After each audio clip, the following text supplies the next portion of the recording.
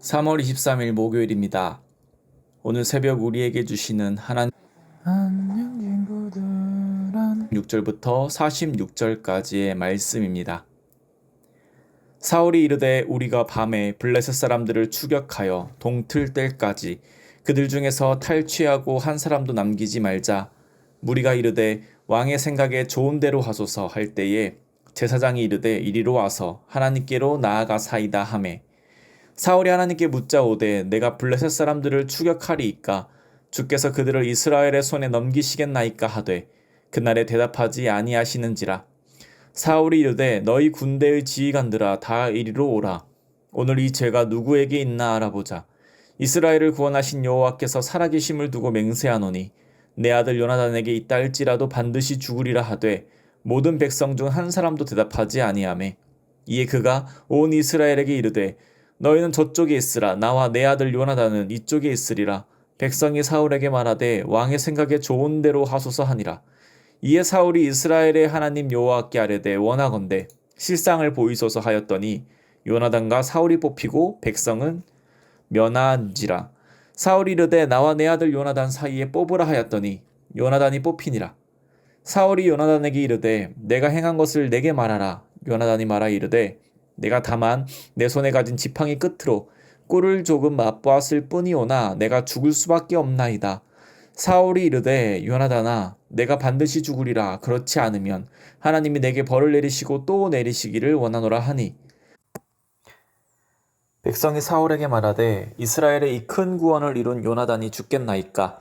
결단코 그렇지 아니하니이다. 여호와의 살아계심을 두고 맹세하옵나니 그의 머리털 하나도 땅에 떨어지지 아니할 것은 그가 오늘 하나님과 동역하였음이니이다. 하여 백성이 요나단을 구원하여 죽지 않게 하니라. 사울이 블레셋 사람들 추격하기를 그치고 올라가매 블레셋 사람들이 자기 곳으로 돌아가니라. 아멘.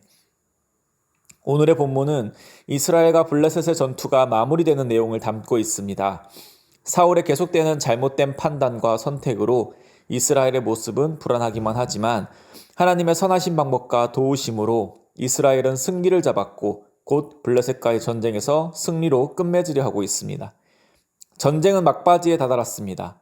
사울은 완전히 블레셋을 끝내려고 36절에서와 같이 블레셋 사람들을 추격하여 동틀 때까지 그들을 탈취하고 한 사람도 남기지 말자라고 이야기합니다.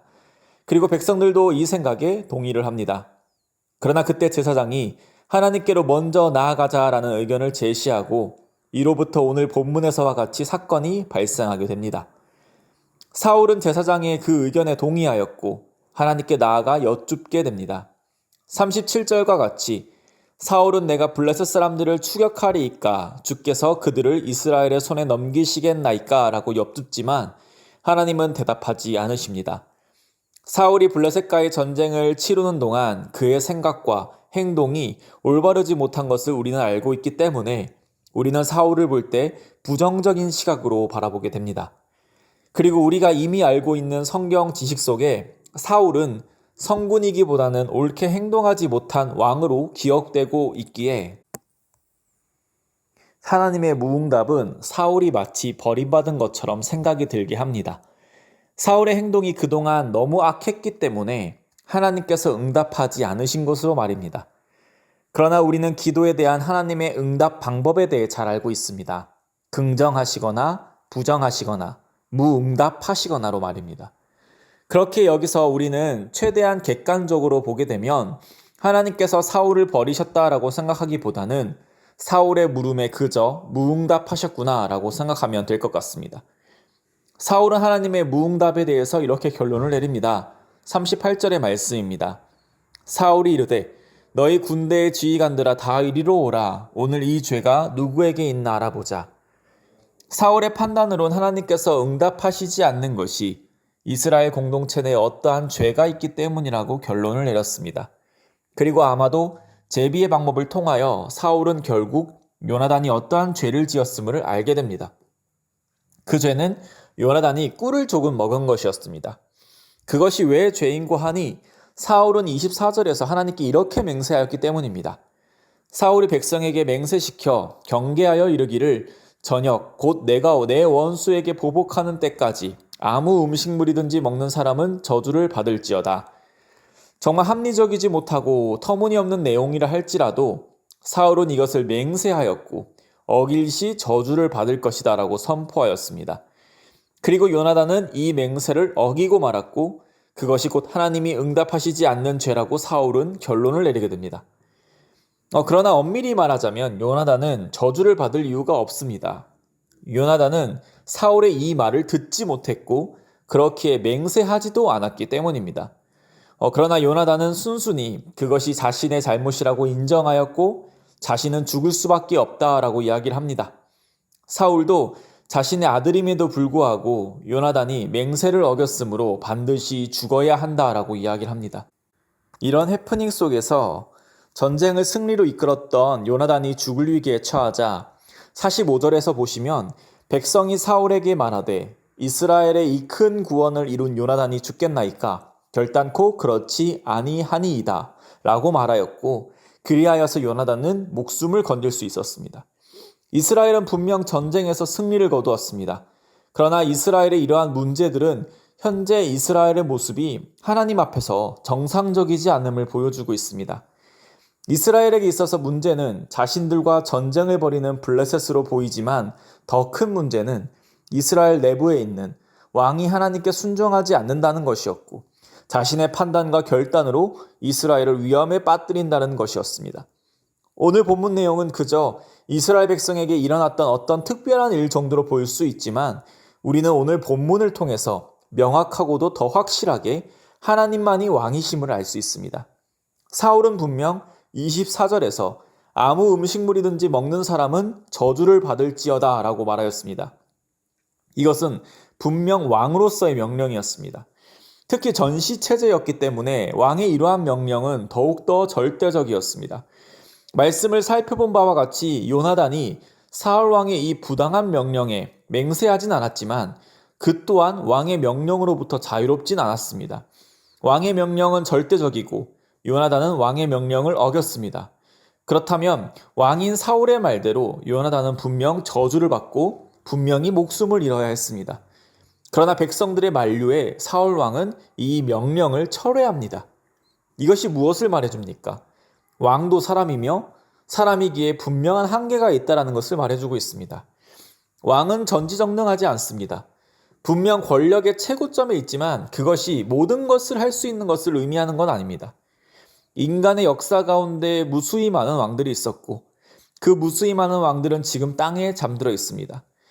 그들도 우리와 같이 죽음을 맞이할 수밖에 없는 육체를 가지고 있는 자들입니다. 사울은 왕으로 분명 선포하였지만 그 말은 왕이신 하나님과의 말씀, 하나님의 그 선포와는 분명 다릅니다. 왕의 말은 언제든지 변할 수 있고 절대적이지 않지만 하나님의 말씀은 절대적입니다. 빛이 있으라라고 말씀하실 때 빛이 있었던 것처럼 말입니다. 사울은 이 일을 계기로 자신의 왕의 자리가 무엇인지를 고민해 봐야 했습니다. 왜냐하면 하나님께서는 사울에게 계속 말씀해 주시기 때문입니다. 너가 왕이지만 너를 세운 것은 바로 나 하나님이다 라는 것을 말입니다. 사울이 왕으로 해야 하는 것은 그 또한 하나님의 백성으로 말씀 앞에 순종하며 살아가고 말씀으로 기뻐하며 살아가는 것입니다. 사랑하는 성도님, 우리는 계속해서 사울의 모습을 보면서 진정한 왕이 누구신가에 대해 보고 있습니다.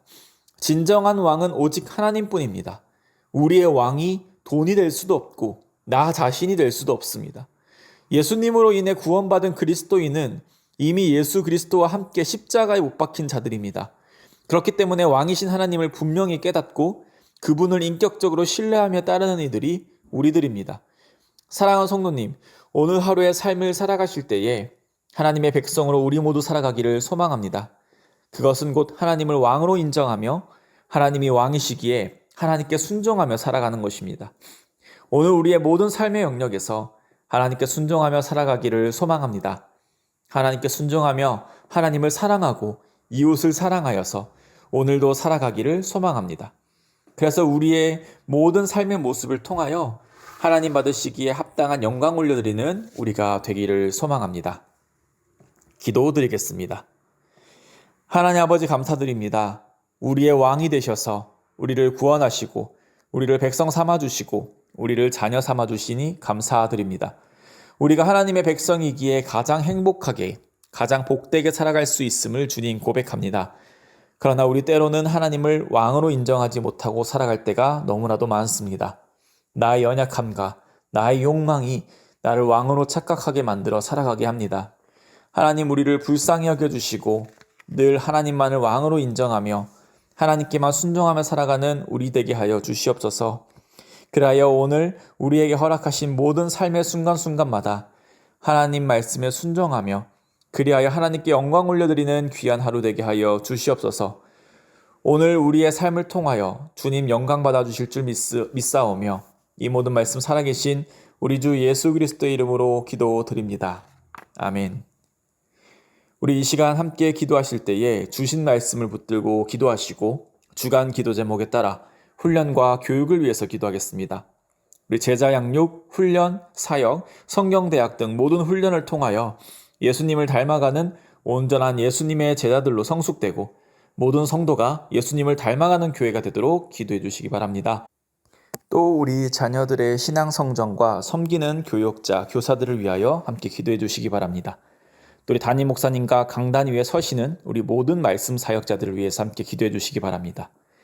또한 3월 24일부터 금요일부터 시작되는 말씀 사경의 가운데 하나님께서 은혜 부어주시는 시간 되기를 또 우리 말씀 전하시는 강사 목사님 하나님의 말씀 온전히 선포할 수 있도록 함께 기도해 주시기 바랍니다.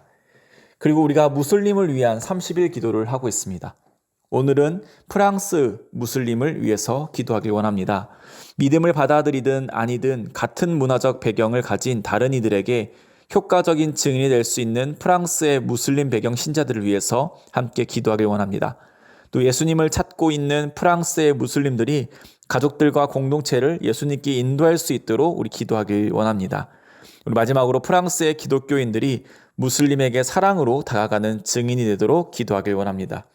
이 합신 제목과 개인적인 기도 제목으로 기도하겠습니다. 우리 함께 기도하겠습니다.